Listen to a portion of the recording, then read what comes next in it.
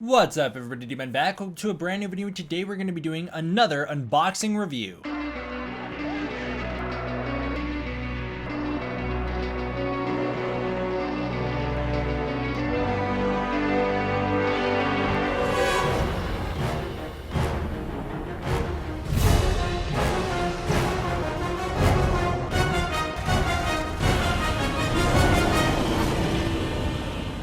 So in this one, I want to give a special thank you to NECA. They didn't really sponsor this video, not in the traditional sense anyways. It's not like I'm being paid to talk about them. But they sent me this figure so that I could review it officially, which is awesome. Thank you guys so much. That's such an amazing opportunity. I'm super grateful for it. I'm very excited about this. You guys know I've been really excited about these NECA figures coming out lately, and so it's super cool that I can be officially partnered with NECA. It's an awesome opportunity. I've got right behind me right there the last few NECA Godzilla figures that I never have gotten before, so I can finish off my collection. This is actually, no, this finishes off the collection technically because this is the most recent one I got. I can finish off my NECA Godzilla collection, and I have all of them except for the NES version and the Atomic Glow version, but I have all the main releases up to that point, which is really cool. But in today's video, we're going to be reviewing the 1962 Godzilla. That's the King Goji suit, King Kong vs Godzilla. We're going to be reviewing that figure. I can't wait to get him out of the box. I've heard so many good things about him, and he just looks amazing. And for those of you who don't know, this was my favorite suit for so many years, up until around 2014 when I got really into the 1964 Godzilla vs Mothra design. This was my favorite Godzilla suit right here, the 62 suit, so I can't wait to get it out. Before we even get him out of the box, I just want to say that the box itself looks amazing. I'm so glad NECA now has the ability to do these boxes. I know before they were tied up in a rights deal with Bandai and everyone else, and now they have the freedom to make these boxes, and it just looks awesome. So we have the King Kong vs Godzilla Japanese poster across the front. On the side here you have another poster, the smaller version with the text here. You've got the 65 years logo. That's got the Shin Godzilla thing on it. That's from Toho. Back of the box you have Godzilla, a whole bunch of display pictures of him, and then some text here that's like, I think maybe the back of the box description for the DVD of King Kong vs Godzilla. Again, on this side it's the same as this side, so you've already seen that. And then back to the front. Top of it you just got the logo here, Japanese and English, and then on the bottom you just have some like, I don't know, barcode and other stuff. But the box itself looks beautiful. I cannot wait to get the figure out of it. When you open the box, you see, it's so cool.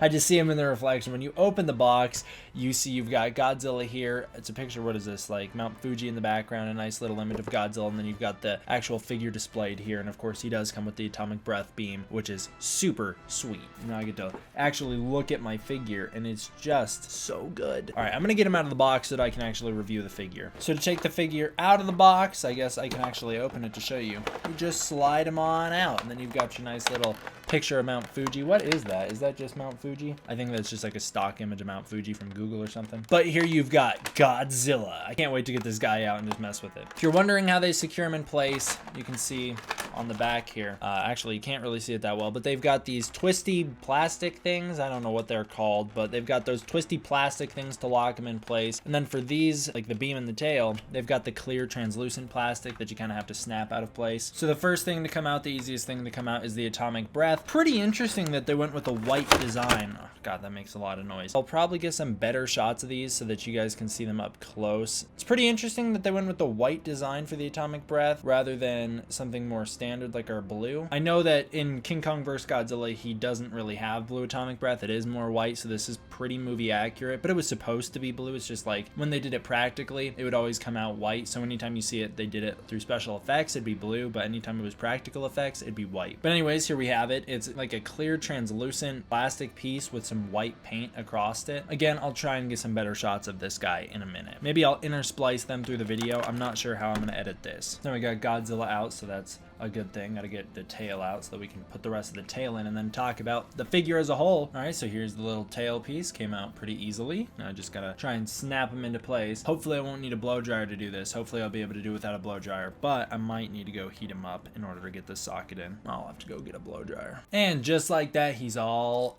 good to go, all put together. Everything's good. I actually heated up the whole figure because he was pretty stiff. He still is quite stiff, especially with this leg in particular. So he's still quite stiff, but I heated up the whole thing so that I can get a little more range of articulation with him. I think it'd be easier to talk about paint first rather than talk about articulation. So in terms of the actual paint design here, I think he's painted a solid gray color, charcoal gray across the whole thing, which is suit accurate. It's perfect for the older movies. And then it looks like they did some highlights, or I guess darkening. They put some shadows into the sculpt here, because the sculpt is pretty deep. If you look at it, the sculpt is actually quite deep. You can see into the crevices here, and there is a lot going on, and the way they did the paint job is pretty cool. So they did the gray across the whole thing, and then they darkened up some spots to make it pop. I think it looks great. The sculpt looks very movie accurate, really cool. The face especially I really like. I love the color in the eyes, the yellow in the eyes, and they put yellow in the eyes, and they put the big dark pupils, so he's movie accurate. So that's what they did in terms of paint on the face. He's got some detailing with the mouth here, where the mouth is kind of pink, and he's got a pretty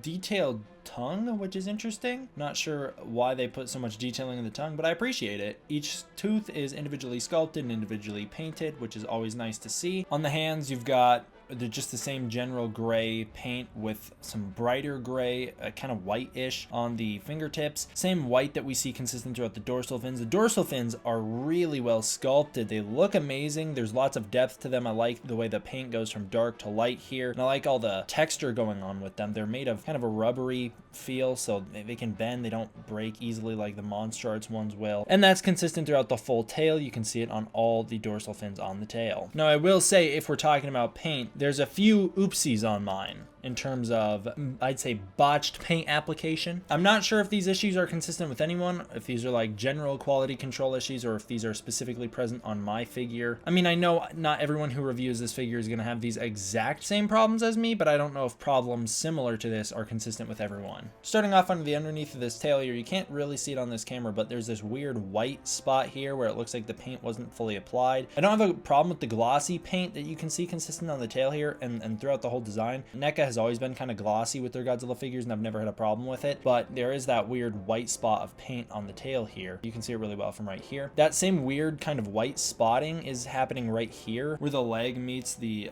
body here. So I'm not sure what caused that, but it's some paint scratching there. As you move up, you can see it in the face. On this side, he's got some red spots on his cheek, and on the other side, it's his full cheek is got these red spots throughout. So again, I'm not sure if these are issues consistent with everyone's figure or if these are just consistent with mine, but you can see it. It is noticeable on the face, especially the red. So that is noticeable. In terms of the back though, I think the paint is applied very well to the dorsal fins. There's no problems here with that. So that is all good to go. As I already mentioned, the sculpt has a lot of depth throughout. I think they did an incredible job with it, and I just think that this is generally probably their best sculpted figure. It looks very movie accurate, pretty cool. It's not 100% movie accurate, I'll say. It does look a little more lizard or reptile-like than the design in the movie. It's a bit goofier too, or cutesier, I'll say. It's a bit cutesier than the actual design, but I still think that this is a pretty solid figure here, even in terms of the not 100% accurate movie sculpt. In terms of points of articulation, I count about 23. First off, you have the mouth that can open and close. You got a pretty good range of motion there with the mouth. That is, I believe, on a hinge. I think that's what they call those. The head is on a ball joint, so you can spin it all the way around. Got great range of motion here. The neck is this weird cone piece that NECA really likes to do, so you can go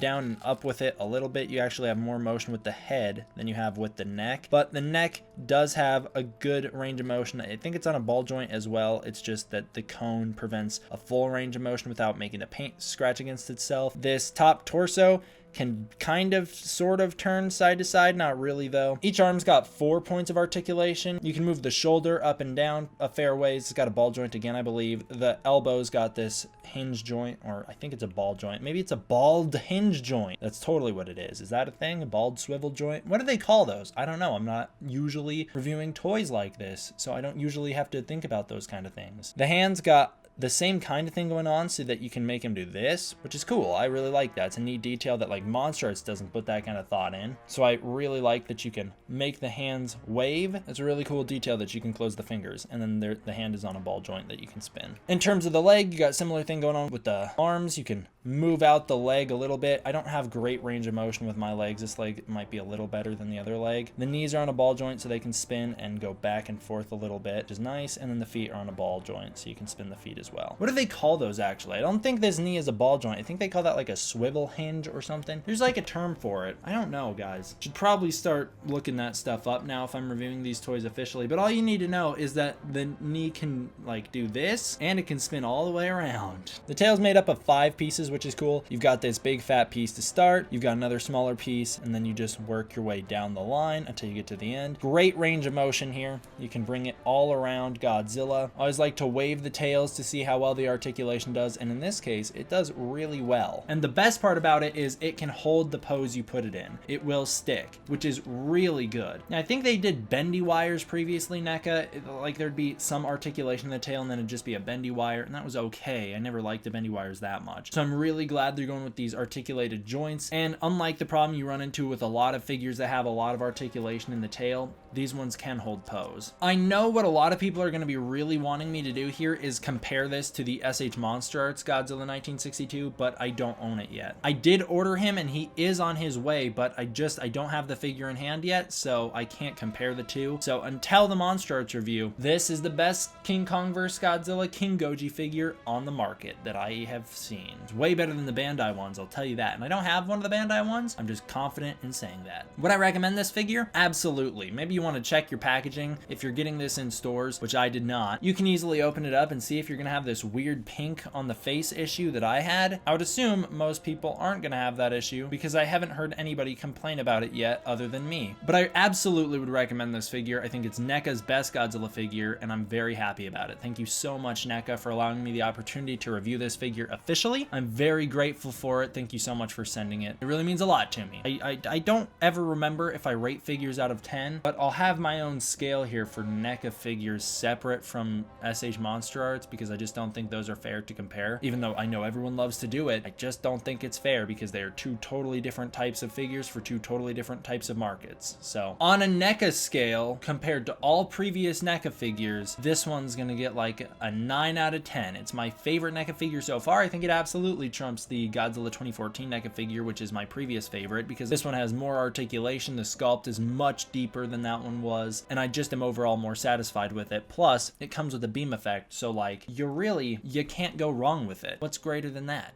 The beam effect, I will say, is better than Monster Arts beam effects. At least the Monster Art beam effects that I have, this is better right here. But anyways, guys, that does it for this review video. Thank you all for watching. I hope you enjoyed. I will see you guys next time. D-Man, out.